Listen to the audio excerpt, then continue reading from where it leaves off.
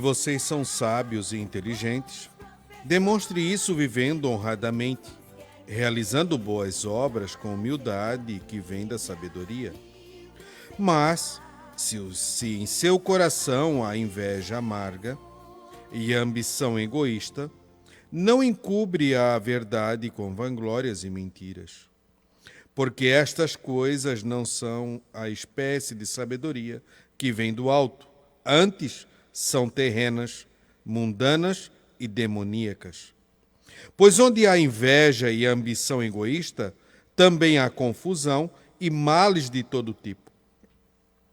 Mas a sabedoria que vem do alto é, antes de tudo, pura, também é pacífica, sempre amável e disposta a ceder aos outros. É cheia de misericórdia e é fruto de boas obras. Não mostra favoritismo e é sempre sincera. E aqueles que são pacificadores plantarão sementes de paz e ajuntarão uma colheita de justiça. Carta de Tiago, capítulo 3, do verso 13 ao verso 17. Isso pela Bíblia Nova Versão Transformadora.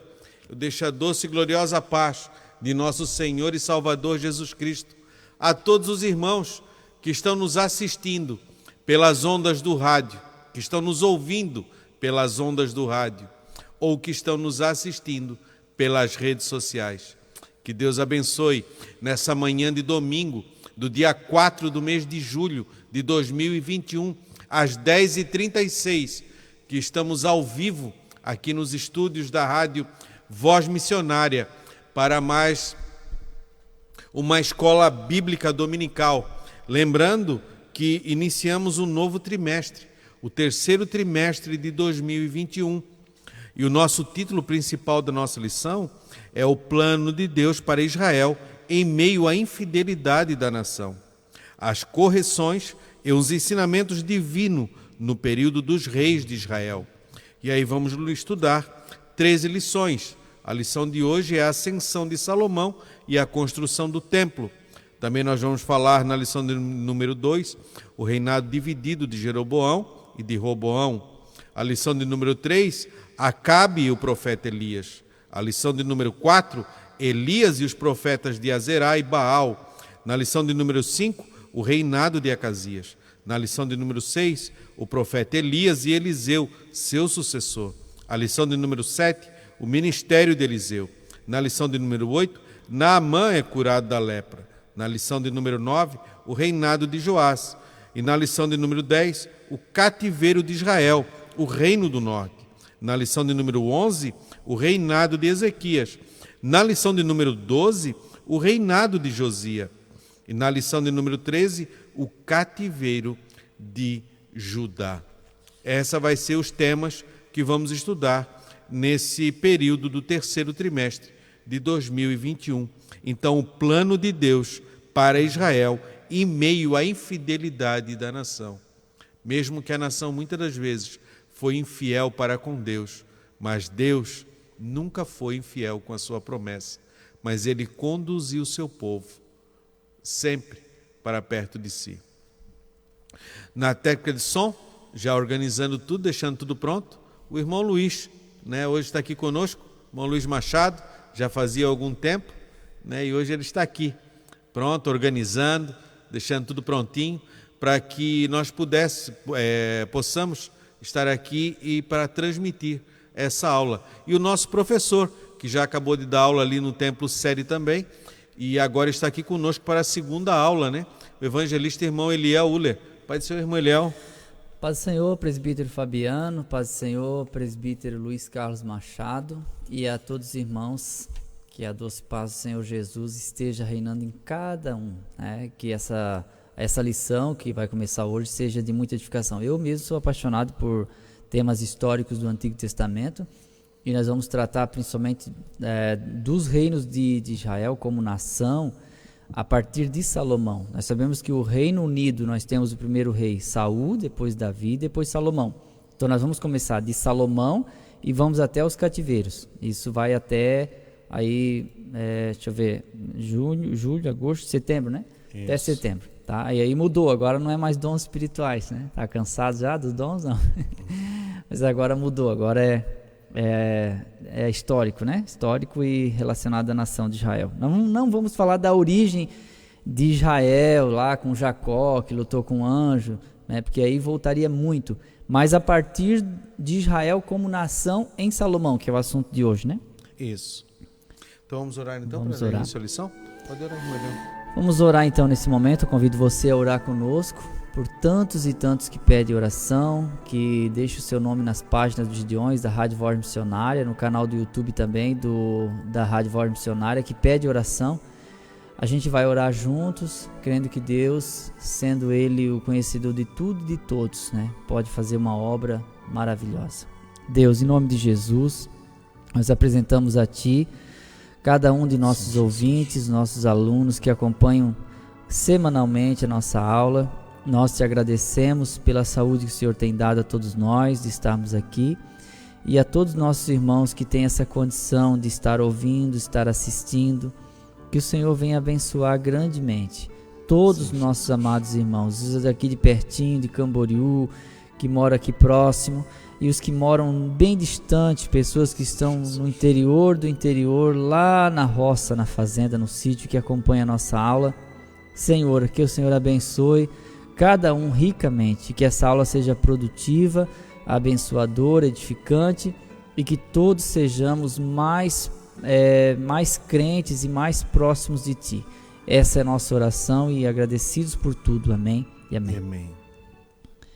Deixa um abraço para o irmão Elias do Prado, sempre está ligadinho conosco, né? Quando ele estava com a sua saúde, ele sempre estava no templo sede, pronto. Irmão Elias, ali, um abraço, irmão Elias. Cantando os hinos da harpa, né? E está ali na sua casa hoje, deitado na sua cama, mas sempre alegre, feliz quando chegam ali e sempre canta os hinos da harpa. Deus abençoe o irmão Elias. Em nome do irmão Elias, a todos os irmãos de perto que nos ouvem, né, de Camboriú, e também os irmãos que nos ouvem pela rádio Atalaia, né? O irmão mandou uma mensagem para mim essa semana, que estão sempre ligadinhos, que ele sempre transmite lá pela rádio Atalaia de Ji-Paraná. Que Deus abençoe os irmãos de toda a região ali de Rondônia. A nossa lição de número 1, 4 de julho de 2021, a ascensão de Salomão e a construção do templo. Essa é a nossa primeira lição.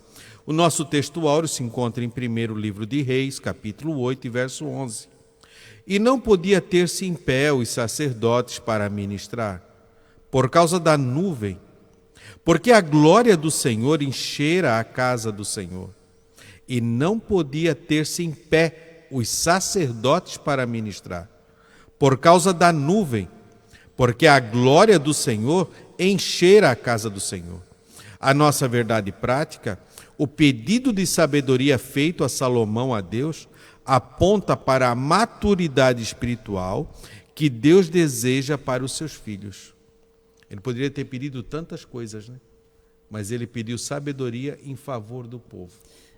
É muito interessante a gente prestar atenção, né, nesses assuntos, que eu sempre digo que são assuntos únicos, que demoram para voltar. E Salomão é um marco no Antigo Testamento. Não dá para pensar no Antigo Testamento sem pensar em Salomão.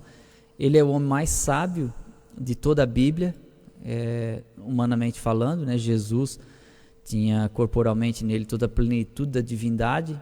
Então Jesus, evidentemente, não tem nem como comparar com Salomão, mas no âmbito da humanidade, dos nascidos de uma forma natural, já que Jesus foi gerado pelo Espírito Santo, Salomão é o maior de todos. Então nós vamos aprender um pouco com ele. Como que um homem tão sábio cometeu erros tão grosseiros? Nós vamos ver isso também. E como que ele arquitetou a construção do templo e o que esse templo representava para Israel e seu tempo. Então é importante a gente fazer essa análise. O nosso texto áureo, né? A nossa lição, a leitura bíblica em classe, se encontra em 1º livro de Reis, capítulo 4, do verso 29 ao verso 34. Também do capítulo 6, do verso 1 e verso 11 ao verso 14. Eu leio uma coluna, irmão Leão? Pode ler até o 34. Tá. 1º Reis, capítulo 4. Porque daí ele entra na outra coluna. Isso. Mas pode ler. Então tá. 1º Reis, capítulo 4, verso 29. Deu Deus a Salomão sabedoria e muitíssimo entendimento e largueza de coração, como a areia que está na praia do mar. E era a sabedoria de Salomão maior do que a sabedoria de todos os do Oriente, dos que toda a sabedoria dos egípcios. E era ele ainda mais sábio do que todos os homens, do que de Etã, israelita, e do que Emã e Calcol e Darda, filhos de Maol, e correu o seu nome por todas as nações em redor. E disse 3.000 provérbios, e foram os seus cânticos 1.005. Também falou das árvores, desde o cedro, que está no Líbano, e até o isôpodo que nasce na parede. Também falou dos animais e das aves e dos répteis e dos peixes. E vinham de todos os povos a ouvir a sabedoria de Salomão e de todos os reis da terra que tinham ouvido a sua sabedoria. Agora 1 Reis 6, versículo 1. E sucedeu que no ano 480, depois de sair os filhos de Israel do Egito, no ano 4º do reinado de Salomão sobre Israel, no mês de Zive, este é o mês 2º, Salomão começou a edificar a casa do Senhor. Olha o versículo 11. Então veio a palavra do Senhor a Salomão, dizendo: Quanto a esta casa que tu edificas, se andares nos meus estatutos, e fizeres os meus juízos, e guardares todos os meus mandamentos, andando neles, confirmarei para contigo a minha palavra, a qual falei a Davi teu pai. E habitarei no meio dos filhos de Israel, e não desampararei o meu povo de Israel. Assim edificou Salomão aquela casa e a aperfeiçoou. Seguimos então, que aqui nós já temos o relato da sabedoria de Salomão, e na segunda etapa nós temos a construção do templo, né? Sobre as promessas de Deus. Mais ou menos assim: você permanece fiel e eu permaneço te abençoando. Se você fica bobeando, eu começo a te punir. A gente hoje ouve muito falar de um Deus só amoroso, né? Parece que um Deus desse não se encaixa bem na nossa modernidade, mas nós não podemos pensar em outra coisa, né? O temor de Deus, ele vai trazer para nós um benefício muito grande, e a desobediência nossa vai trazer uma punição. Às vezes não é Deus diretamente, mas a gente colhendo o que a gente planta, né? Foi isso que Deus disse para Salomão. Em 1 Reis 9, está aqui o que o Senhor falou a Salomão, né? E o Senhor tornou a aparecer a Salomão como tinha lhe aparecido em Gibeão. E o Senhor lhe disse: ouvi a tua oração e a tua súplica, que, suplicando, fizeste perante mim. Santifiquei a casa que edificaste, a fim de pôr ali o meu nome para sempre. E os meus olhos e o meu coração estão ali todos os dias. E, se tu andares perante mim, como andou Davi teu pai, com inteireza de coração e com sinceridade, para fazer segundo tudo o que eu te mandei, e te guardares os meus estatutos e os meus juízos, então confirmarei o teu trono. Então sempre tem um si nas promessas, né, mulher? Sim, uma condição. Sempre tem essa condição de estar obedecendo a Deus em tudo. É como um pai, né, que quando bate no filho não deixa de amar, mas é como eu sempre digo, o meu chinelo é a extensão do meu amor. E no Salmo 89, que é paralelo a esse texto que o Fabiano leu, Deus disse para Davi: se os teus filhos deixarem meu mandamento, eu fustigarei eles com vara, mas não retirarei dele o meu amor. A nossa introdução: por amor ao rei Davi, Deus permitiu que Salomão estabelecesse um reino sólido, próspero, justo, cheio de glória e poder. Foi durante o reinado de Salomão que Israel atingiu o seu apogeu na história. Entretanto, mesmo diante de toda essa grandeza, promovida por sua sabedoria, esse destacado monarca se deixou levar por interesses políticos e desejos pecaminosos. A gente vai ver a ascensão, ou seja, a subida de Salomão, e nós vamos ver por que ele caiu, o que faltou, né? Que ele, sendo tão sábio, ele não conseguiu passar pela vida sem deixar os seus arranhões. E a gente vê que poucos homens conseguiram isso, né? Quando você olha para José, o filho de Jacó, Parece-nos assim que ele foi um exemplo até o final, pelo menos é o que a gente depreende do que já está na Bíblia, né? Embora ele tinha falhas, lógico, né? Eu achei uns problemas nele assim, mas não tão graves.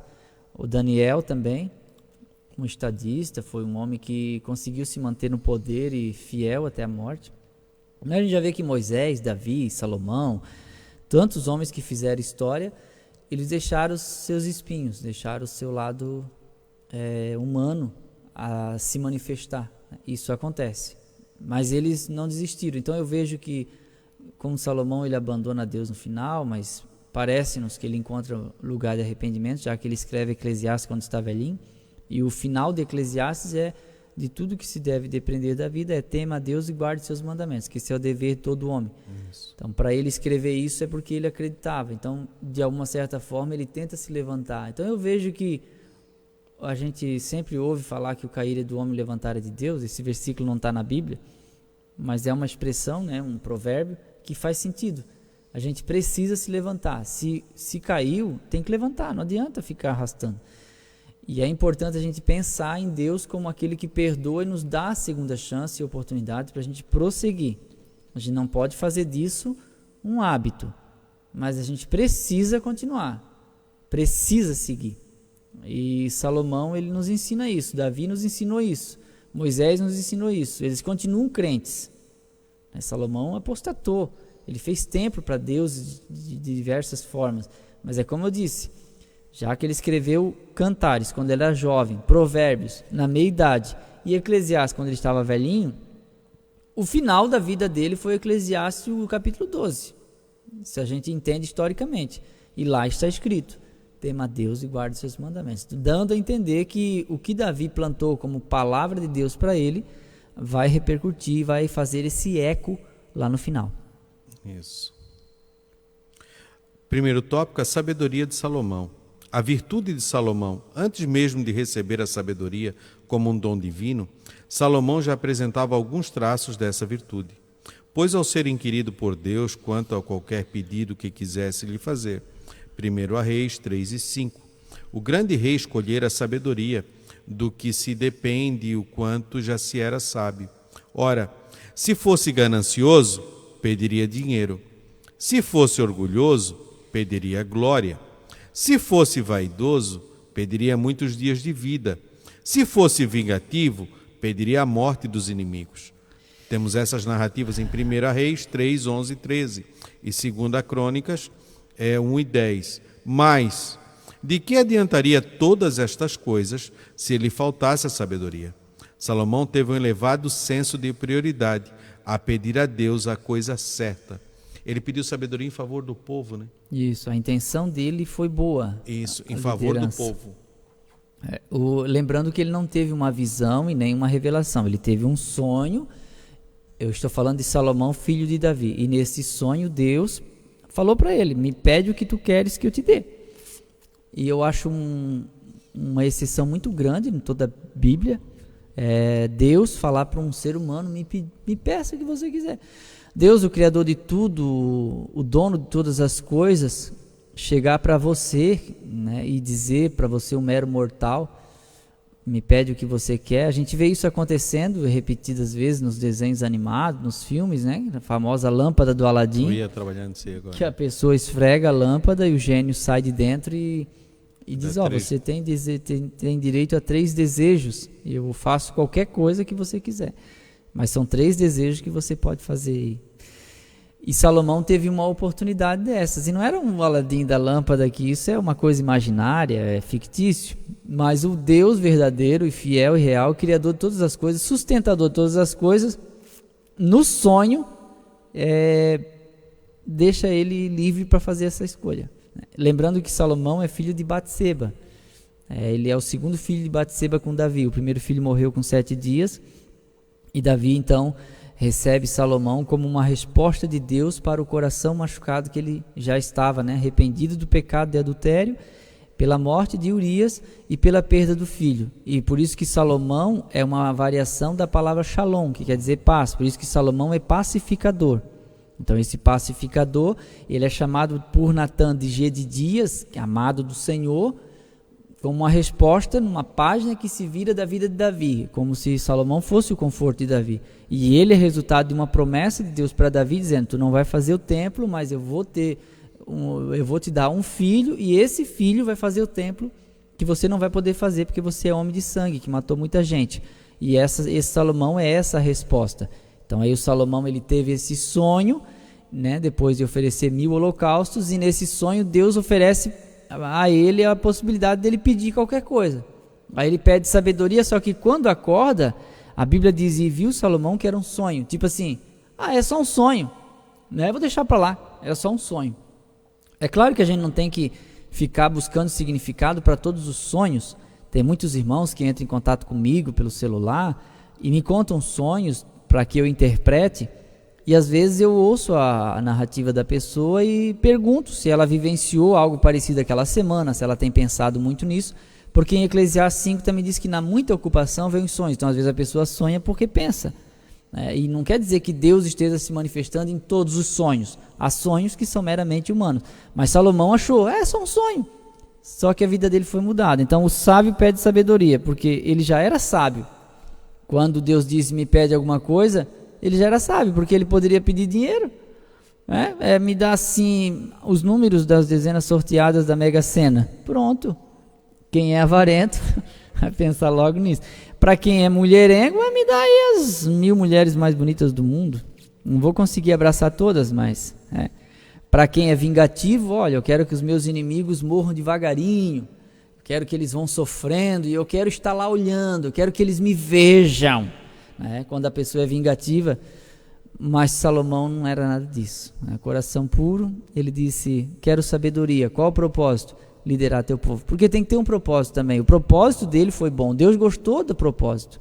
Porque às vezes a pessoa diz assim: Senhor, me dá sabedoria, mas você não diz para quê, e dá a entender que você quer para ser melhor que alguém, você quer para competir com alguém, e você quer para mostrar quem você é. Não vai ganhar, porque Tiago diz: pede e não recebe, porque pede mal, pede para usar em seus deleites, e às vezes quer ostentar, e Deus não vai dar para alguém que só quer ostentar.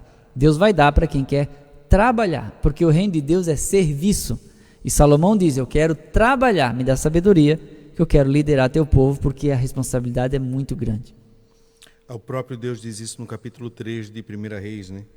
E esta palavra pareceu boa aos olhos do Senhor, que Salomão pedisse as coisas. E disse-lhe Deus: porquanto pedisse essas coisas, e não pedisse para ti riquezas, nem pedisse a vida de teus inimigos, mas pedisse para ti entendimento, para ouvir causas de juízo.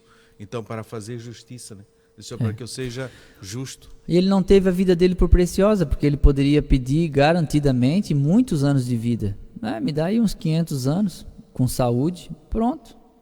E Deus disse assim, e eis que fiz segundo as tuas palavras, e eis que dei um coração tão sábio e entendido, que antes de ti teu igual não houve, e depois de ti teu igual não haverá.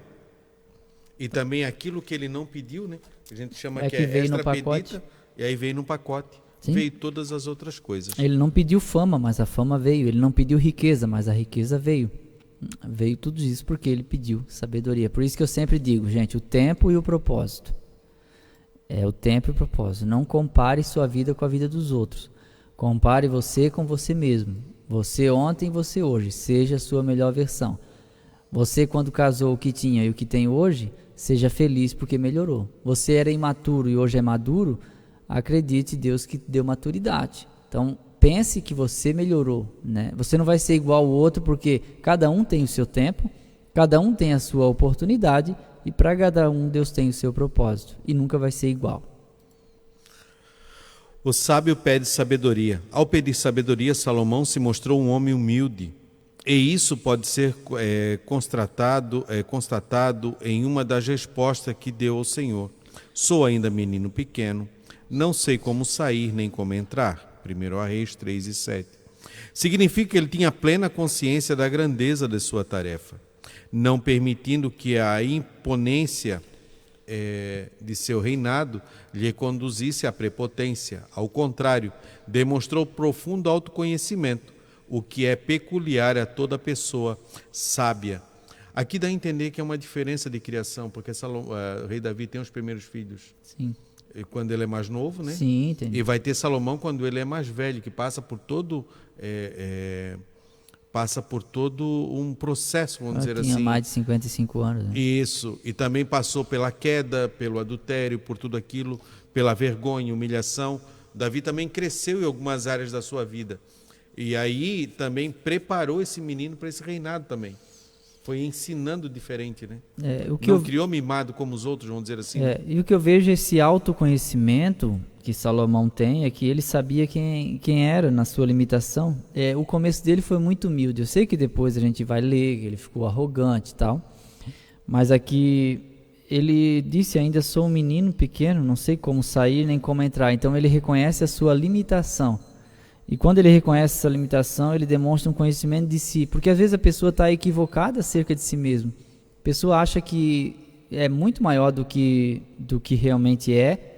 E aquela pessoa que a gente costuma dizer que se acha, e você já deve ter visto alguém assim, que ela pensa de si mesmo de uma forma muito aumentada. E começa a pisar nos outros por achar que tem esse direito porque é maior.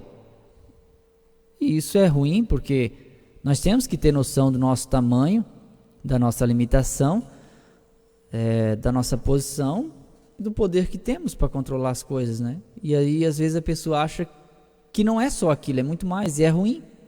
Por exemplo, eu vou citar um exemplo aqui: Aitofel era conselheiro de Davi, Davi fugiu e ele ficou aconselhando Absalão, que era o filho dele, né? Quando o filho dele se levantou contra ele. E aí, o conselho de Aitofel foi um conselho bom. Olha, vamos perseguir teu pai agora, que ele está cansado, e a gente mata ele, o povo se dispersa e o reino vem para ti. Aí o Absalão disse: vamos ouvir o Uzai. Chamou o Uzai e disse: dá um conselho, né? O Uzai foi lá e disse: olha, teu pai é esperto, ele está escondido em algum lugar, não adianta nada você perseguir ele agora, porque você não vai encontrá-lo. E etc e tal, as pessoas vão ajudar ele a se esconder porque ele é matuto, ele é inteligente, ele vai se esconder.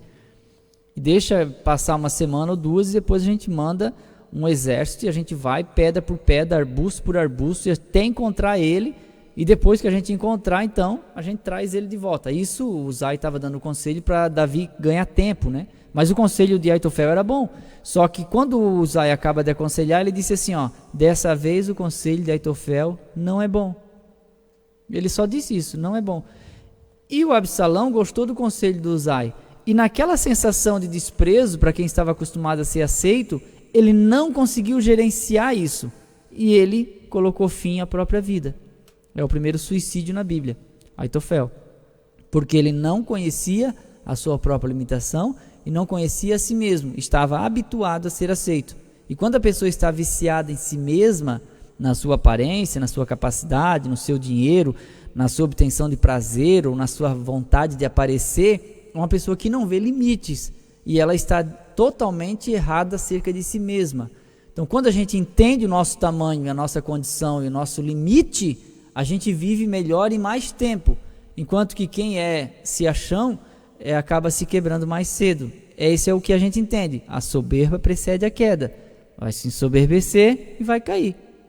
E Salomão, ele era humilde, o seu início foi bom, né? Depois a gente vai ver que ele foi prepotente, e isso é um risco de todos nós, a começar por mim, que também estou falando. Eu posso me orgulhar, embora eu não tenha lutado contra isso, mas a minha luta é o outro extremo, como eu já disse. Eu luto contra o complexo de inferioridade, é o outro extremo, é perigosíssimo também, porque leva à estagnação, né? Leva à ansiosidade, leva a uma série de coisas, e a gente tem que controlar isso. Mas há pessoas que lutam contra o complexo de superioridade, que também é ruim. Então a gente tem que manter o equilíbrio. O problema é de como a pessoa se enxerga, né? A imagem que ela tem de si A mesma. autoimagem, né? Isso. Quando você vê uma pessoa que tem problema de anorexia, né? Que ela sofre de anorexia, quando ela se olha no espelho e ela vê a sua imagem, ela sempre acha que ela está acima do peso. Sim. Que ela está gorda ou que está acima do peso. Mas, na realidade, ela precisa se alimentar, ela já está cadavérica. Já está no limite. Ela está no limite, ultrapassou já os limites, né? Ela já está no estado cadavérico, vamos dizer assim. Mas quando ela se vê no espelho, ela acha que ela está gorda e precisa mais, e aí não se alimenta. E aí não ouve quem está ao redor.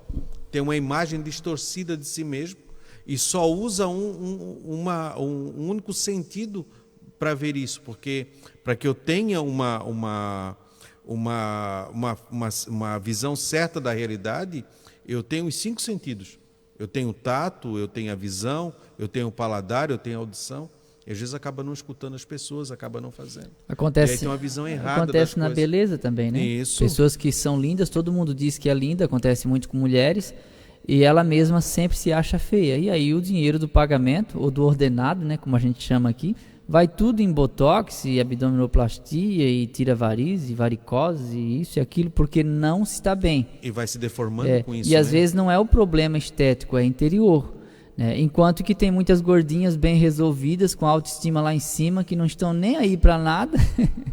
E talvez você que está me ouvindo seja uma dessas, que está vivendo. E tem umas magrinhas tão bonitinhas, de acordo com os padrões atuais, né? Que está se sentindo sempre feia.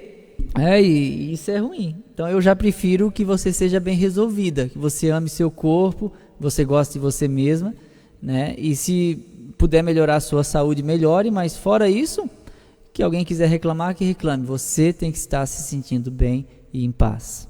Então precisamos ver isso, como eu me vejo, como Deus me vê e como os outros me veem. E como os outros me vê. E então, o quanto eu me preocupo com o que os outros acham de mim, também é outra coisa. Também é outra coisa isso. Porque o importante é como Deus me vê. E Salomão, ele tinha esse conhecimento de si mesmo. Eu sou pequeno. Eu sou pequeno. Eu sou pequeno diante desse grande trabalho que agora me é incumbido, dessa grande responsabilidade. Porque agora ele estava chefiando um povo, né? Então ele sabia dessa responsabilidade. E aí o pedido dele é certo. O pedido dele é correto. E Deus se agrada disso. Então quando a gente tem uma visão correta de nós mesmos e o senso da responsabilidade, o conhecimento daquilo onde nós vamos estar, o nosso comportamento ele tende a ser correto, a não ser deturpado. E aí construir o reino que Salomão construiu, né? Onde ele chegou. Agora, na terceira subdivisão, quer dizer a sabedoria na prática de vida. Tiago escreveu em sua epístola que existe uma falsa sabedoria que se evidencia pela inveja e sentimento faccioso. Essa sabedoria não vem de Deus, mas é terrena, animal e diabólica. Tiago 3:15. É fruto de ciúme, divisionismo, perturbação e obras perversas. Tiago 3:16. No entanto, o apóstolo asseverou que alguém não tem sabedoria, peça a Deus, que a todos dá liberalmente. Tiago 1:5. As características desta virtude que vem do alto são a pureza, a pacificação, a prudência, a benevolência, a misericórdia, os bons frutos, a imparcialidade e a sinceridade. Muitas das vezes as coisas nós trocamos, né? A astúcia, a esperteza, e achamos que isso é sabedoria, e não é. Porque aqui diz que o apóstolo Tiago já diz que há uma que já vem que se evidencia pela inveja e o sentimento faccioso. Essa pequenez e se transmitir de sabedoria. Só que o fruto dela é de morte. Porque o que Tiago fala sobre sabedoria, a sabedoria na prática da vida, ela é um estilo de vida. Por isso que ele diz, alguém que se julga sábio, mostre pelo seu procedimento, em obras de sabedoria. Então essa sabedoria não é algo falado, é algo praticado, é algo que a gente se manifesta em atitude. Então ele vai falar das duas sabedorias, a humana e a divina. A humana, ele diz que ela é motivada e se evidencia pela inveja e sentimento faccioso. O sentimento faccioso é de divisão, de competição, é uma sabedoria humana. Você vê isso muito no âmbito empresarial. Se eu puxar seu tapete, eu fico em pé. Se você quebrar, eu me conserto. Se você cair, eu me levanto. Porque é uma competição, né? Vamos considerar aqui o exemplo na questão das vendas. Quanto menos você vender, mais eu vendo. Se você adoecer, para mim é melhor. Se você mudar de empresa, eu vou conseguir me destacar. Então, esse é um sentimento faccioso. Essa é a sabedoria humana. É a sabedoria que Tiago diz que ela é da humanidade, ou seja, ela é mundana, ela é carnal, ela é natural. É um ser humano não controlado, que se deixa levar. Aí quando ele fala da sabedoria que vem do alto, ele diz, ela é primeiramente pura, ou seja, ela não está misturada com a nossa natureza. Ela é divina em nós, é uma capacidade que Deus nos dá. Depois ela é tratável. O que é tratável? É algo que pode ser tratado com muita praticidade. Uma pessoa sábia, que tem a sabedoria tratável, é uma pessoa que sabe chamar atenção e sabe elogiar. Sabe ser elogiado e sabe ser chamado a atenção. Então essa pessoa é uma pessoa sábia, tá certo? Aí vai dizer que ela é pacífica, amável, que a gente tem que entender que o amor e a misericórdia também são traços dessa sabedoria, e a pacificação. É aquela pessoa na família que tenta sempre religar os lados que se opõem, reunir a família, unir novamente, deixar a discussão de lado, organizar, negociar. Isso é uma pessoa que é pacificadora. Então essa sabedoria divina, ela tem essa característica, pacificação. Se é uma pessoa que coloca lenha na fogueira, que gosta de ver o circo pegar fogo, que a alegria do palhaço é ver o circo pegar fogo, essa pessoa não está andando de acordo com a sabedoria que vem do alto, mas é uma sabedoria humana, terrena e diabólica, é o que está no capítulo 3 de Tiago. Isso. E toda pessoa que age por essa sabedoria que não é do alto, que ela é terrena, ela nunca se satisfaz. Nunca. Ela tem prazer na destruição naquele momento, mas depois logo aquilo passa e vem aquele vazio e aquela decepção dentro dela. A irmã Eliana Camargo perguntando se essa sabedoria é adquirida em faculdade também. Não, irmã Eliana, essa não. Essa aí é na escola de Jesus mesmo. O que a gente consegue na faculdade é o conhecimento. Conhecimento você paga uma mensalidade, você compra. Já a inteligência é uma aptidão e é uma capacidade de aprender. Já o entendimento seria uma capacidade de fazer escolhas, já que lá no Salmo 27, se eu não me engano, ou no 20, diz que não seja como a mula ou o cavalo, até uma palavra bem forte ali, que não tem entendimento, que se não colocares o cabresto, não faz o que você quer. Então, comparando a irracionalidade, quando uma pessoa não sabe fazer escolhas, então isso é entendimento. Já essa sabedoria é um viver, é um estilo, é uma prática, é uma demonstração da representatividade de Deus na terra nessa pessoa. É como uma luz que atrai insetos. Como Paulo diz lá em Filipenses 2,15, como resplandeceis como astros no mundo. A nossa luz, que já está em nós por conta do Espírito Santo, atrai as pessoas. E os nossos discursos, às vezes, afugenta elas. Mas a melhor pregação que tem é a sabedoria que vem do alto, ou seja, um procedimento bom que resplandece. O nosso segundo tópico, a glória do reino de Salomão. O reinado de Salomão não apenas se tornou amplo em termos territoriais, mas foi firmado e estabelecido em paz e justiça. 1 Reis 4:24. O povo de Judá e Israel tinham tanta fartura e viviam em tão boas condições que podiam até festejar e se alegrar. 1 Reis 4:20. Temos a narrativa. Todos os governos, quanto administrados sob essas premissas, se tornam duradouros, trazendo ao povo paz e segurança. 1 Reis 4:25. Então, na época, os reinos já estavam subjugados, Os reinos ao redor. Não havia mais guerra, eles já estavam em segurança. E aí, como eu digo, na paz você constrói, na guerra você não consegue construir, você não consegue desenvolver, você tem que guerrear e só defender, Mas na paz você consegue edificar, consegue construir. E agora Davi já tinha subjugado, Salomão já recebe esse reino. E aí, com sabedoria, ele começa a administrar. Começa agora o trabalho prosperar. Então o povo agora aqui começa a se alegrar também. E outra que Salomão pegou um reino estabilizado. Davi já havia subjugado os reinos invasores que eram extremos ali, Amon, Edom, Moabe, Filisteus, e eles já estavam sob controle e domínio. Então Salomão já pegou uma estrutura já pronta, enquanto que Saul pegou um reino sem nada, não tinha nem onde ficar. Tanto que ele foi ungido num dia, no outro dia ele estava no campo trabalhando com os bois e ele continuou morando na mesma casa, é isso. O reinado ia desde o rio Eufrates até o Egito. Até o rio do Egito. Foi o pedaço maior do reinado. Lembrando que esse rio do Egito não é o Nilo. O Nilo é um rio central. Era um rio que ficava mais na extrema, né, próximo ao sul ali de Judá. Tinha paz em toda a região. É a última parte do versículo 24. Isso. Tinha paz em toda a região ao redor.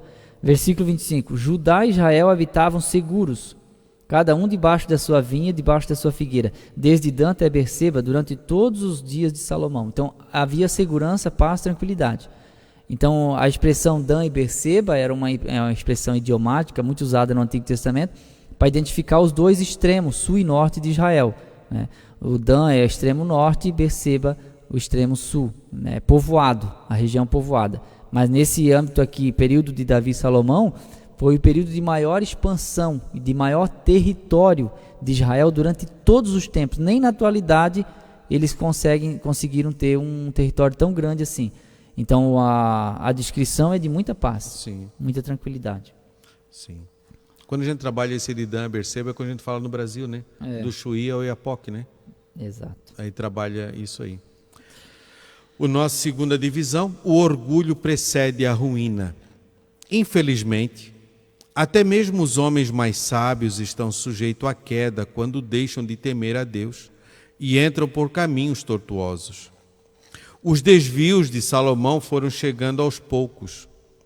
À medida que fazia pequenas concessões em seu coração e estabelecia acordos e conchavos políticos que deterioraram sorrateiramente seus valores espirituais.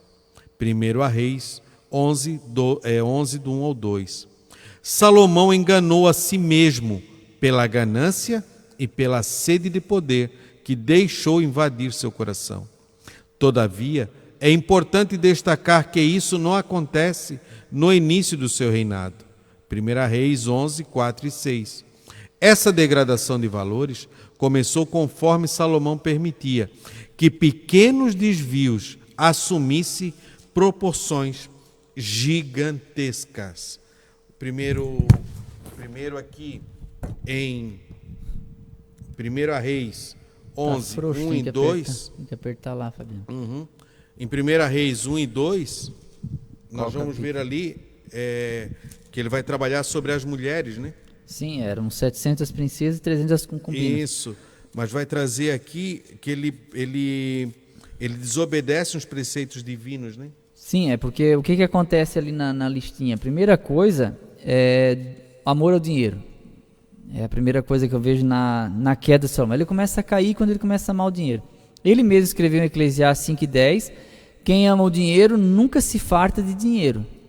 Aí não tem questão de ser pobre ou rico, porque pode haver um rico que está estabilizado, não fica naquela que quanto mais tem, mais quer, mais estabilizado. Então é uma pessoa que não ama o dinheiro, tem dinheiro, mas não ama. E pode ter o pobre que sempre que tem dinheiro quer mais dinheiro e nunca se farta. Então não que a gente tem que viver uma vida no comodismo, mas a gente precisa ser feliz com o que tem. Porque eu só vou ser feliz quando eu tiver um prédio. Então nunca vai ser, porque não vai ter um prédio nunca. E se de repente tiver o prédio, vai querer 2. É isso que eu estou dizendo. A pessoa frustrada porque não conseguiu comprar um jatinho particular, mas tem 5 carros de 2 milhões de reais cada um na garagem. Mas não está feliz porque ainda não tem um jatinho de 30 milhões. Enquanto que alguém não está feliz ainda porque não conseguiu trocar de bicicleta. É proporcional. Então, pega qualquer pessoa, a insatisfação. E Salomão, a primeira coisa que ele cai é dinheiro. 1 Reis 12, 4. Ele colocou um jugo de escravidão no seu próprio povo, mesmo tendo acumulado tanto dinheiro. Isso. E o segundo lugar, o Fabiano deve estar doido para ler um negócio. Não, pode ir. Segundo lugar, a mulherada. A mulherada foram responsáveis por uma boa parte da queda de Salomão. Era muita mulher. Se eu não me engano, uma descrição que eu li essa semana, eu estava lendo na enciclopédia isso, inclusive, né? sobre essas 1000 mulheres, que eram 300 concubinas e 700 princesas, se ele tinha sexo com todas elas, né? Se ele usasse uma cada vez, né, precisaria aí de uns 3, 4 anos. Mas se fizesse uma vez por dia, mas tinha mulher que ele nunca tinha abraçado, era só casamento político. Mas ele não se satisfazia.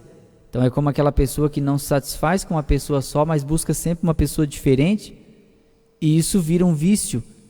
É como a cocaína, a maconha, qualquer coisa. A pessoa, o dinheiro, mais, É um buraco, e nunca satisfaz. Um poço profundo que nunca se enche. Nunca enche. E em último, a idolatria, né?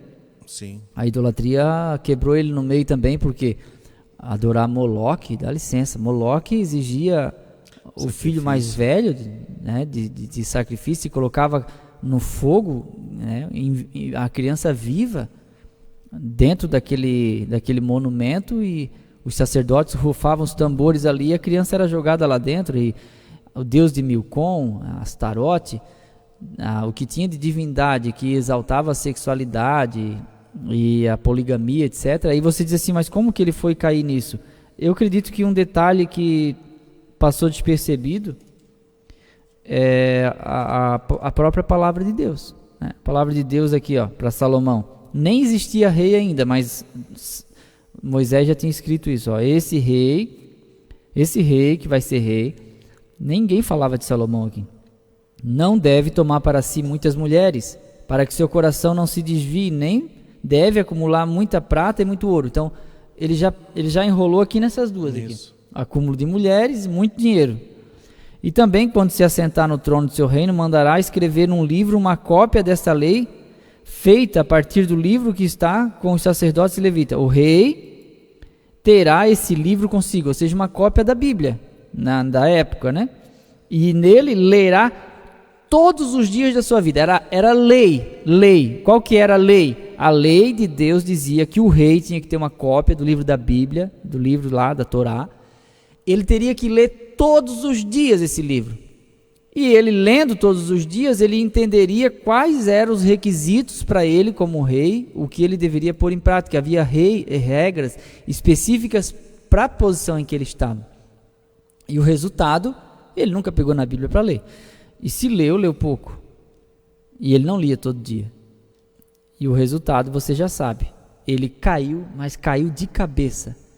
Aí é o texto de 11, né? Você tem aí? Isso. E o rei Salomão amou muitas mulheres estranhas.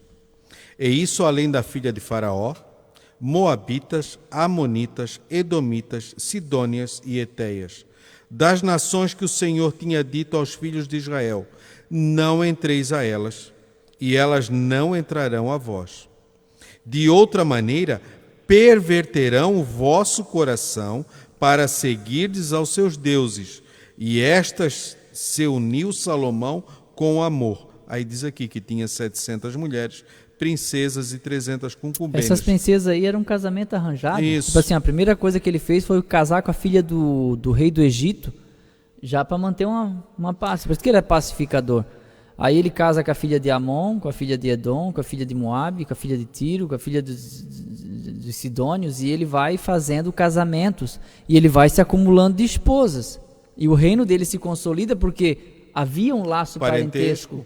Isso na Idade Média, com os reis e reinados, era isso. Por um lado trouxe paz, tranquilidade e muita grana. Por outro lado, vieram essas mulheres com outras divindades, que exigiam certos tipos de rituais, e ele foi caindo. Isso, e ali foi indo. A certo ponto ele chegou a fazer um altar anexo ao templo da rainha de Faraó, né? Para oferecer incenso. Sim, ele fez um palácio para a filha de Faraó, anexo ao templo. Isso. Que ele construiu o templo, o famoso templo de Salomão, ele fez um quartinho para ela ali. Ele estava apaixonado mesmo, né?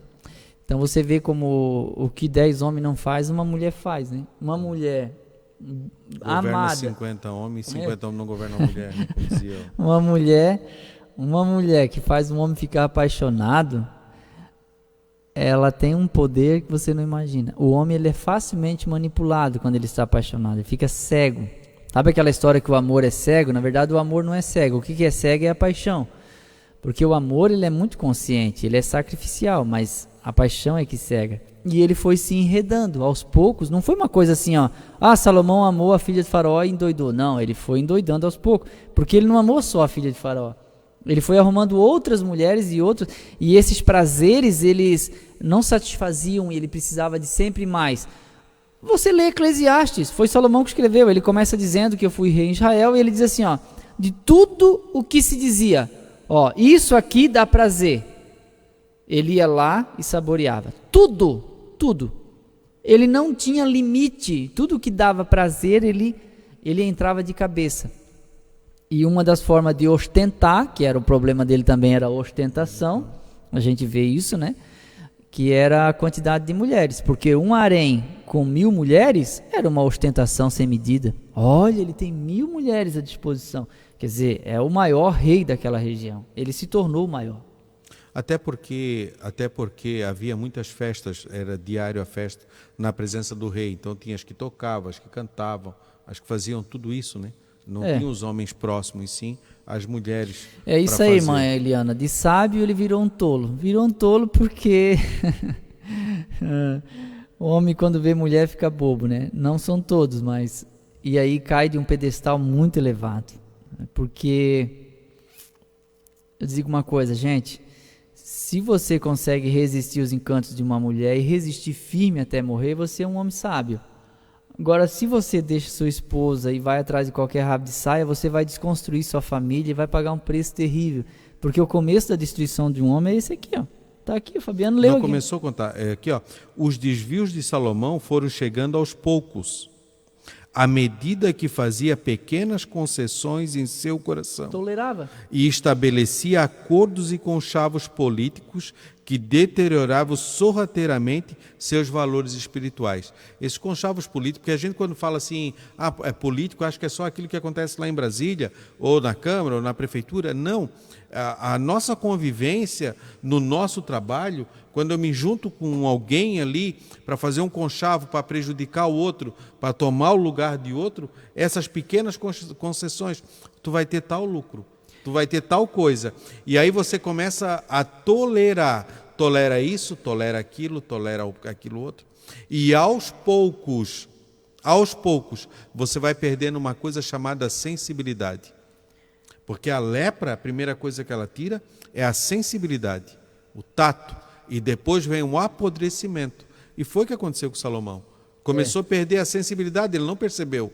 Uma coisa interessante que na vida de Sansão, né, saindo um pouquinho fora, a Bíblia diz que o Espírito do Senhor saiu de Salomão, e de Sansão, e ele não percebeu. Não percebeu. Só foi perceber os resultados. É o famoso politicamente correto, né? Isso. O Salomão, ele foi um político correto. Por quê? Politicamente correto, ou a politicagem do seu tempo, o que era? Parcerias. E isso consolidou o reino. Quem ele não conseguia vencer, ele se unia. Isso é política. Ou se unia com outros para destruir aquele. Exato. E aí isso que a gente tem que cuidar isso. Às vezes dentro da igreja, às vezes eu quero um cargo dentro da igreja, ou eu quero me aproximar, ou eu quero tomar tal vantagem, e aí eu começo a me unir, trazer pessoas, ou me fazer de certas coisas, usar a sabedoria que não é do alto, mas que é a terrena, e eu começo a fazer certas concessões dentro de mim.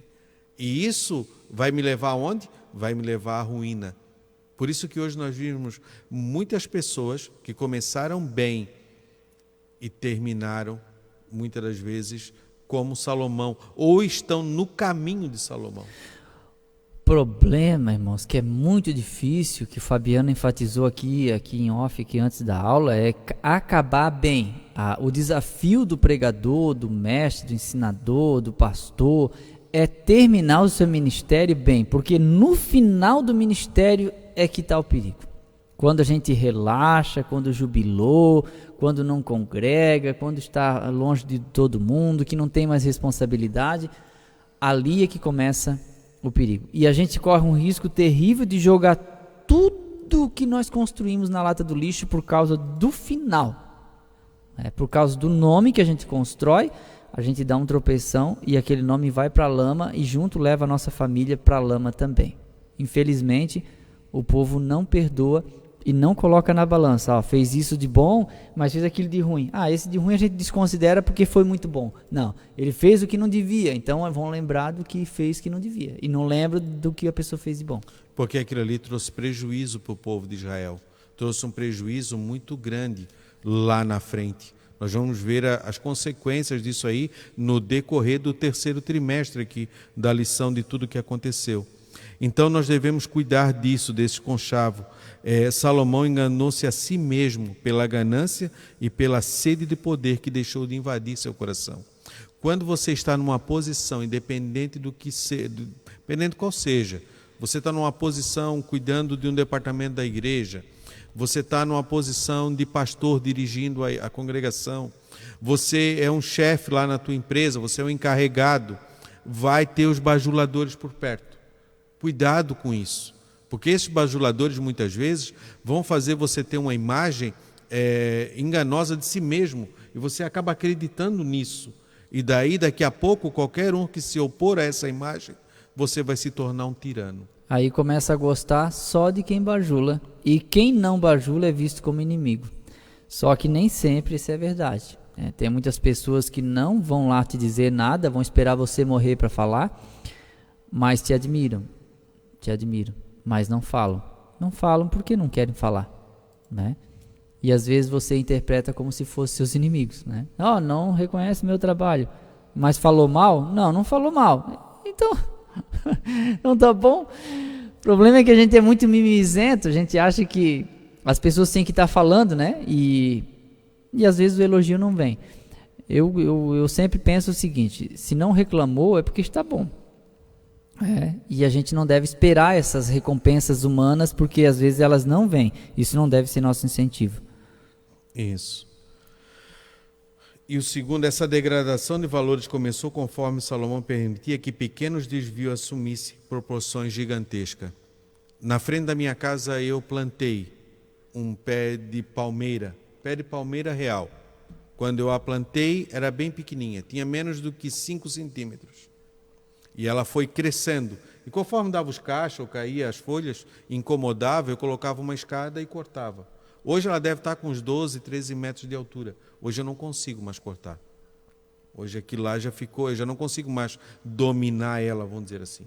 Ou eu arranco de vez. Só que quando eu plantei, ou até certo ponto, era fácil.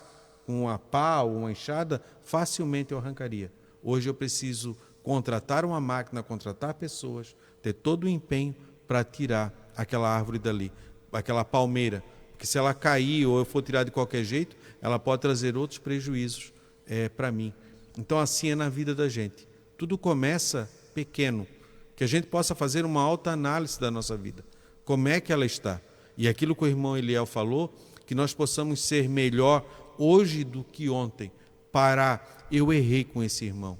Eu errei fazendo esse tipo de coisa. E aí devemos orar a Deus e buscar a sabedoria que vem do alto. Senhor, me ajuda. Como eu devo arrumar ou consertar ou suprir essa falha que eu estou causando ou que eu causei, para que sejamos uma pessoa diferente e tenhamos frutos de justiça, de verdade, aquilo que possa satisfazer o nosso coração. Alguma colocação? Não. O nosso terceiro tópico, a construção do templo, o nobre propósito de Salomão. O propósito de Salomão na construção do templo foi muito nobre. Edificar uma casa ao nome do Senhor, meu Deus, 1 Reis 5:5. Nisso se percebe que havia pureza no coração do sábio rei de Israel, nos primeiros anos de seu reinado. Na construção do templo foram empregados diversos materiais de altíssimo valor, tais como cedro de Líbano e muito ouro. Todo o templo foi revestido de ouro. O lugar santíssimo teve paredes, e o teto e o piso revestidos de ouro puro. 1 Reis 6, 20 e 22. Salomão quis demonstrar seu imenso amor a Deus, edificando-lhe uma morada de altíssima qualidade e excelência. O ouro era tanto nessa época que a prata era desprezada, né? E lembrando que a construção do templo foi bem no início do reinado de Salomão, ali no 4º, 5º ano. Então, ele ele era temente a Deus, né? Como a gente disse. Então, essa construção do templo, eu acredito que essa planta baixa era um propósito de Davi, tanto que ele acumulou materiais, ele já estava para começar um templo, e em 2 Samuel 7, Deus proibiu ele, né? Quando o rei Davi morava em seu palácio, o Senhor lhe tinha dado descanso dos seus inimigos ao redor, e ele disse ao profeta Natã: veja, estou morando num palácio feito de cedro, mas a arca de Deus está numa tenda. Então Natã disse: faça tudo o que estiver em seu coração, porque o Senhor está com você. Porém, olha só, o Natã falou na amizade, né? Vai fazendo. Vai. É boa a tua palavra, né? Isso é coisa boa que tu vai fazer, até porque Natã ia ministrar nesse templo, né? Suntuoso, né? Faz o que está no teu coração. Porém, naquela noite, a palavra do Senhor vem a Natã dizendo: vai, diga, meu servo Davi, assim diz o Senhor, você quer edificar um templo para minha habitação?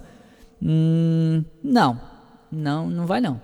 E era Davi, não era amado, não era segundo o coração de Deus. Natã não era um profeta, mas teve um não de Deus para ele também. Nós temos que saber conviver com o não das pessoas e também de Deus. Nós temos que aprender a viver com a ausência daquilo que nós mais queremos. E às vezes a gente vive frustrado porque as coisas não deram exatamente como nós queríamos. Mas Deus escreveu a história assim. Então aceite. E quando você aceita, você entende. Enquanto você tentar entender, você nunca vai aceitar. Então aceite primeiro. E aí Deus vai e diz para ele: não, você não vai fazer. Agora o teu filho vai. Então aquilo que eu não posso fazer, eu posso ajudar o outro a fazer. Aquilo que eu não posso ser, eu posso ajudar o outro a ser. E aí Davi, então, ele se acomoda, e ele, na questão da construção, mas não se acomoda em relação aos materiais. Ele continua aumentando materiais, porque ele sabia, ele tinha certeza que o filho dele ia fazer o templo. E eu vejo isso uma coisa muito interessante, porque o pai que subsidia o filho para construir, não iria levar o nome dele, né? Tem muita gente que diz: se o meu nome não vai estar aí, eu não vou fazer. Se o meu nome não está aí, eu não vou ajudar, não vou montar materiais, eu não vou fazer nada. Que se vire, não vai ser meu nome que vai aparecer na inauguração. Mas Davi não pensou assim. Davi pensou: vamos acumular materiais, né? E aí começaram a construção. Então a construção começou porque Salomão era muito sábio, consequentemente tinha dinheiro, e isso proporcionou a oportunidade. Quando ele precisou de cedro, ele foi muito sábio a falar com Irão, né, rei de Tiro, dos Sidônios, que eles eram peritos nisso. Ele poderia ter dito: me dá os cedros que nós vamos aí tirar. Mas ele não falou isso. A Bíblia é muito clara. Salomão disse ao rei de Tiro: os meus servos não sabem trabalhar igual os teus. Os teus servos trabalham melhores, mas eu pago o salário deles, porque eu sei que ninguém extrai madeira melhor. Vocês são treinados, são peritos nisso. E aí o Irão disse: eu gostei desse camarada. Esse camarada é legal. Porque ele reconhece a habilidade daquele povo. Então assim, quando eu reconheço que muitas habilidades que você tem, eu não tenho, eu estou dando uma oportunidade a mim mesmo de ser ajudado por você. Porque quando eu reconheço, isso te incentiva a fazer alguma coisa, porque de fato ninguém faz tudo sozinho. Agora, coitado daquele que diz: se ninguém fizer, eu faço tudo sozinho. Você vai quebrar na emenda, porque Deus não conta com uma pessoa só, mas com um conjunto. E todos nós somos facilmente substituíveis. Nós somos limitados. E quando Salomão disse isso para o rei de Tiro, que o nome dele era Irão, ele disse assim: então vamos fazer o seguinte, você paga o salário dos meus servos, eles extraem a madeira, levam até o litoral, formam jangadas, e dessas jangadas é levado pelo mar até a terra de vocês. Resolvido. Ali já tinha o cedro. Então, ele dependeu de ajuda de outras pessoas, e ele reconheceu a necessidade de ser ajudado. Então, às vezes a gente se isola muito e não quer ajuda, não quer falar que precisa, porque vão pensar que você é fraco. Mas você é fraco. Você é humano. Você é humana, você é fraca. Você é limitada, limitado. Você depende de Deus e das pessoas. Fala que você está sofrendo. Fala que você está passando dificuldade. Fala da sua crise, procura alguém de confiança. Abra seu coração, peça ajuda, peça um socorro e eu tenho certeza que você vai conseguir sair dessa. Mas não se isola, porque se você se isolar, você vai morrer. Vem para o meio, procure pessoas e você vai viver bem melhor do que está vivendo. Você divide a carga, né? Dividindo, você consegue construir melhor. Em 1 Crônicas 29 está a quantidade que o rei Davi deixou para o seu filho fazer o templo, né? Uma de materiais, listagem, né? Uma listagem enorme isso, tanto de ouro, prata, né? A quantidade, 3.000 talentos de ouro, 37 quilos um talento, né? Aproximadamente. 37 quilos, e ele deixou 3.000 talentos, então 37 quilos vezes 3.000, essa é a quantidade de ouro que Davi deixou para o seu filho construir o templo, para fazer o templo. Fora a prata, pedras preciosas, tecidos e muito mais, que ele deixou pronto para fazer esse templo. E mais o que o próprio Salomão também angariou também para fazer esse templo. Lembrando que ele levou 7 anos para fazer o templo de Deus, né? Mas demorou 13 anos para fazer o seu palácio. Demorou bastante. 13 anos para fazer o seu... Foram 20 no total. Isso. Para acabar com toda a construção, templo e dependências, foram 20 anos. Isso. Lembrando que o muro de Israel era para proteger o templo, porque toda a riqueza estava no templo, né? O muro de Jerusalém, né? O muro de Jerusalém era para proteger o templo, porque toda a riqueza estava no templo. Não adiantou de nada, né? Quando desobedeceram, Nabucodonosor foi lá, quebrou tudo, derrubou tudo. E levou tudo embora. Levou tudo embora. Não adianta nada a gente se vangloriar, né? Porque na realidade tinham aquilo como amuleto, né? Era um amuleto, mas o amuleto não resolvia nada frente à desobediência. Isso, porque o que tinha o poder era a presença de Deus. E não o objeto. E não o objeto. A partir do momento que desobedece a Deus ou que quebra os seus princípios, você está à mercê. E não adianta, como fizeram os filhos de Eli, pegar a arca e ir na frente com a arca, ó, vamos levar a arca. No final acabaram perdendo a arca, perdendo tudo. Ou seja, cartão de membro e credencial de pastor não expulsa demônio. Isso aí mesmo. Isso aí mesmo. Não cura, não traz libertação, não traz transformação na cidade, na sua rua, na sua empresa, e nem em lugar tempo de nenhum. igreja, né? E nem Estou 40 anos aqui, quando eu cheguei era mato, eu que fiz a primeira igreja. Mas se não perseverar, meu irmão, o negócio complica. O templo do Espírito Santo. Essa visão de Deus centrada no templo é uma forte característica do Antigo Testamento, mas com uma redenção do homem, efetuada por Cristo na cruz do Calvário. A morada de Deus passa a ser o próprio o homem regenerado. E nesse lugar que deve haver riqueza e beleza, porque o Espírito de Deus habita nele. 1 Coríntios 6 e 9. Então o templo agora somos nós, né? Nós somos a morada. A morada de Nós Deus. precisamos do ambiente para cultuar. Nós precisamos. Jesus frequentou o templo na época do Novo Testamento. Os apóstolos frequentaram, os discípulos frequentaram. Pedro e João subiu ao templo para orar quando curaram o coxo na Porta Formosa. Mesmo com todos os dilemas políticos relacionados à fé dos judeus da época, mas eles frequentavam. Então Jesus não disse que a gente não deveria ter templos.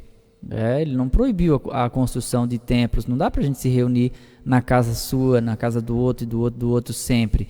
A igreja cresce, precisa de um ambiente grande, espaçoso, e a maioria não tem esse ambiente, então a junção de todos, há necessidade de um lugar para adoração. Mas o templo somos nós. Jesus gosta que nós nos reunimos, é claro que sim, a congregar é uma coisa importante. Mas nós somos a morada de Deus, que nos reunimos 1, 2, 4, 5 vezes por semana, mas nos espalhamos e continuamos sendo casa de Deus. Ele nos compara a pedras vivas, né? Sim. A pedra viva que junta se constrói como igreja, né? E aí somos o templo onde ele passa a se manifestar no meio. Porque há um movimento que é chamado pejorativamente, que eu também não gosto de usar essa expressão, que é os desigrejados, e que agora surgiu uma nova modalidade. A pessoa não dizer mais que é desigrejado, porque ela continua pertencendo à igreja. O que ela está é sem denominação definida. Então existe um movimento muito grande, principalmente nas redes sociais, de pessoas sem denominação definida, ou seja, não prestam conta de si, de nada, a pastor nenhum, né? Não estou aqui menosprezando os irmãos, mas ressaltando a importância de a gente ter sim essas parcerias com denominações, até para a gente ter esse contato, essa comunhão, tomar ceia, participar, conversar com alguém, é muito bom, é melhor, né? Querer viver sozinho, isolado, é ruim, é melhor você estar no meio. Ah, mas é que eu me envolvi muito e deu confusão. Deu confusão justamente porque você envolveu muito. Se você não se envolver ao ponto de criar confusões, não dá confusão. Eu não tenho confusão nenhuma aqui com ninguém, eu estou bem, estou aqui já há anos, eu nasci nessa igreja, estou aqui até hoje, não tem inimigos aqui, e tem gente que reclama, na minha igreja isso, aquilo. Daí eu pergunto, tá, e como é que você faz? Fica se metendo nos departamentos, aí não tem como. Então assim, viva em paz. A Bíblia diz, enquanto estiver em vós, tende paz com todos, né? Então o problema não é a denominação. Eu já vi gente dizer assim, eu saí da igreja porque as pessoas da igreja são piores do que as pessoas de fora. Bom, é uma questão pessoal, né? Eu não vou interferir nisso. Mas como que você se envolveu? Como que você viveu a sua fé nessa igreja? Né? Será que só as pessoas são culpadas? Será que todo mundo é ruim e só você é boa? São coisas para refletir, né? A gente vai pensar aí o resto desse dia. Por isso que precisa da sabedoria que vem do alto, para se conviver com as pessoas, né? A glória do Senhor. A glória do Senhor se manifestou no templo depois de pronto, em 2 ocasiões especiais. A primeira foi quando os sacerdotes levaram a arca para o lugar santíssimo. A glória foi tanta que eles não puderam permanecer em pé para ministrar os serviços sagrados. 1 Reis 8:11 ou 2 Crônicas 5:14. A alegria e o temor da presença de Deus fizeram Salomão proferir uma das mais belas orações da Bíblia. 1 Reis 8:22 e 53. E 2 Crônicas 6:14 e 42. Que reconhece a grandeza, o senhorio, o poder, a misericórdia e o amor de Deus sobre todas as coisas. A segunda ocasião em que a glória do Senhor se manifestou foi quando Deus respondeu a Salomão na inauguração do templo, 2 Crônicas 7:1 e 3. Dessa vez, além da glória, desceu também o fogo do céu e consumiu o holocausto e os sacrifícios.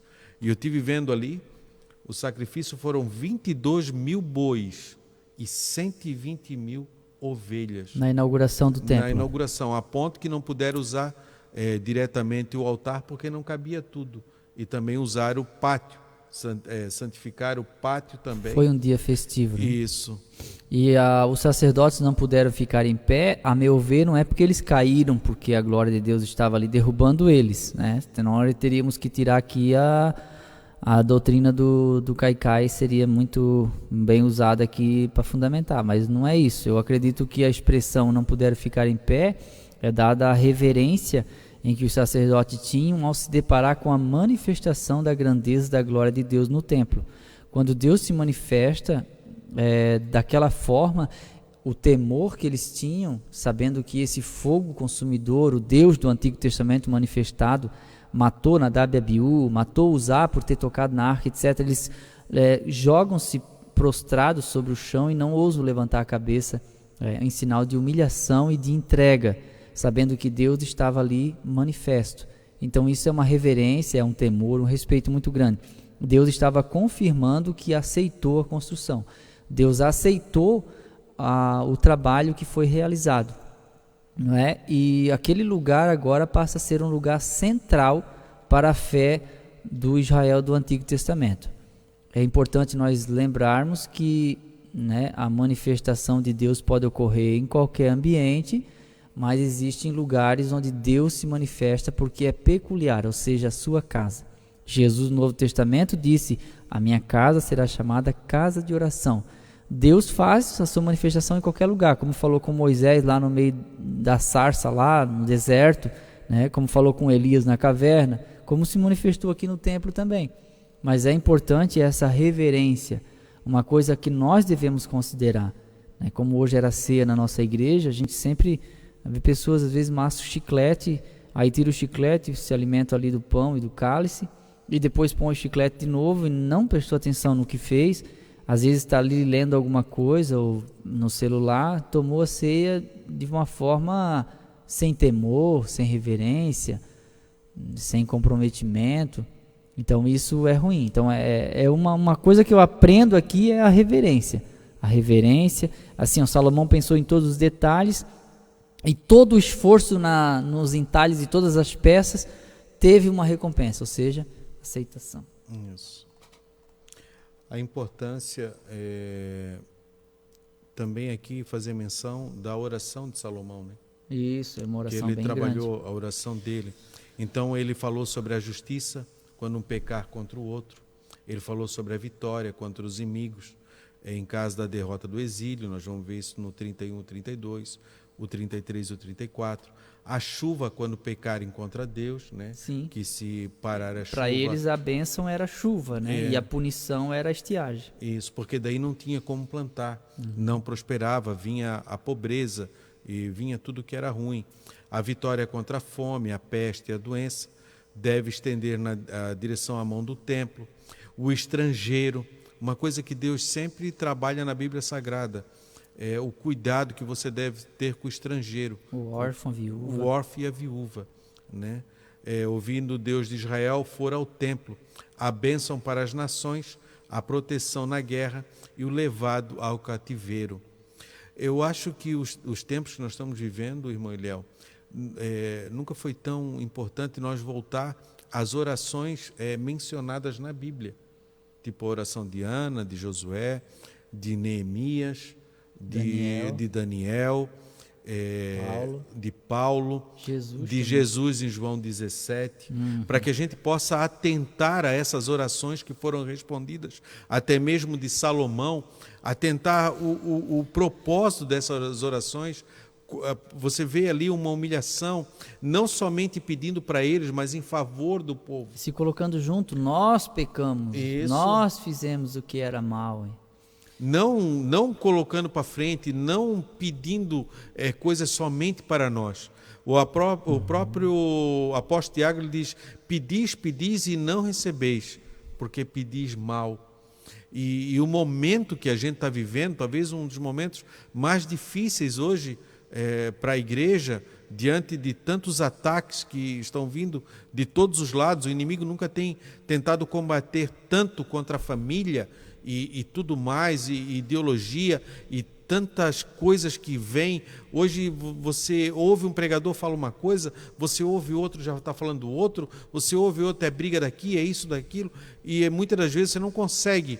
Mas a palavra de Deus, olhai para o autor e consumador da nossa fé, que é Jesus, e olhar para essas orações que estão registradas na Bíblia Sagrada e que elas foram respondidas.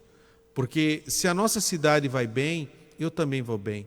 Se no meu trabalho também, se as pessoas que estão no meu trabalho vão bem, eu também vou bem. Se a minha família vai bem, eu também vou bem. Devemos buscar isso, né? Vamos só ler a conclusão, que a hora acabou. Nunca houve na terra... Quer ler a conclusão? Eu leio. Então, nunca houve na terra um homem com tanta sabedoria como Salomão. E que soubesse empregá-la com justiça e correção durante anos de reinado. Esse grande rei de Israel, em seu governo, proporcionou ao povo de Deus um longo período de paz, harmonia e prosperidade. Ele usou sua sabedoria tanto para consolidar seu reino, seu poder, quanto para construir um majestoso templo para morada e culto a Deus.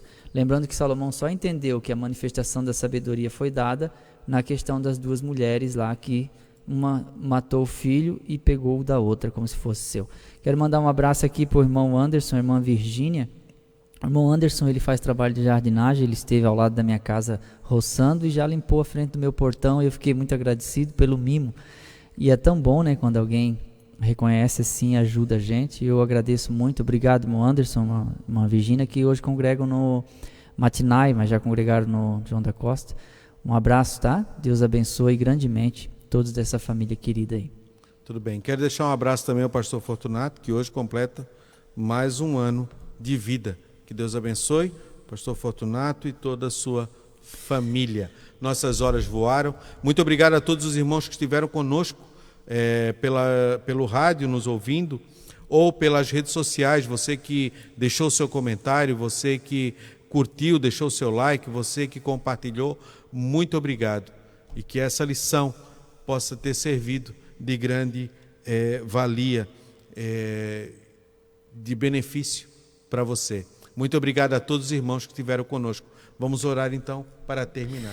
Eliel? Deus, obrigado pela oportunidade mais uma vez concedida a todos nós. Sabemos que muitos irmãos entraram nas páginas pedindo oração e nesse momento nós apresentamos a todos. Que o Senhor possa abençoar, que o Senhor possa consolidar a fé, que o Senhor possa abençoar as famílias que estão aí, em volta do rádio, que estão em volta da mesa, tomando sua refeição, que o Senhor possa dar um dia de paz e de prosperidade em todas as áreas, e que o pedido de Salomão possa ser o nosso essa manhã. Senhor, dai-nos sabedoria. Amém. Amém. Vinde estudar com os professores que muito nos quer bem. Acabamos de apresentar Escola Dominical. Escola Dominical. Orientação Didática, Departamento de Ensino da Escola Bíblica Dominical de Camboriú, Santa Catarina. Até a nossa próxima escola, se Deus assim nos permitir. Escola Dominical.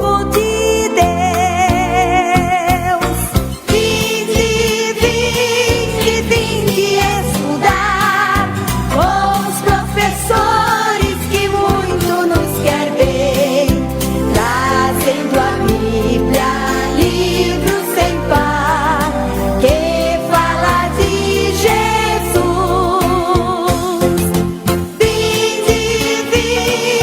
Vinde estudar com os professores que muito nos quer bem. Sistema Gideões de Comunicação. A obra de Deus transmitida com mais qualidade. 11h55. O sangue de Jesus Cristo tem poder. Precisamos de homens tomados, inflamados da graça.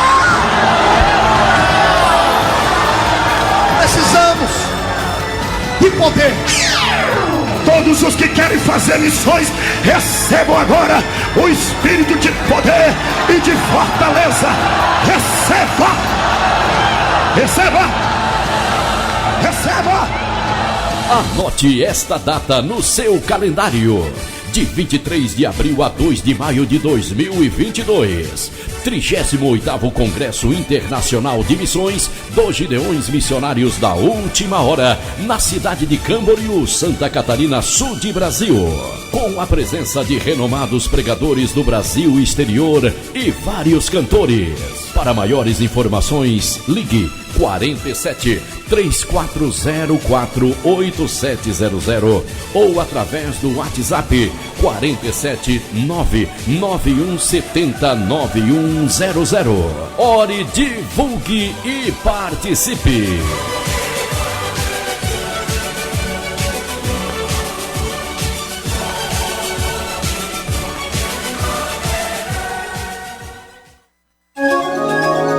E agora, o tempo e a temperatura. Domingo será de tempo firme em todo o centro-oeste, com temperaturas em elevação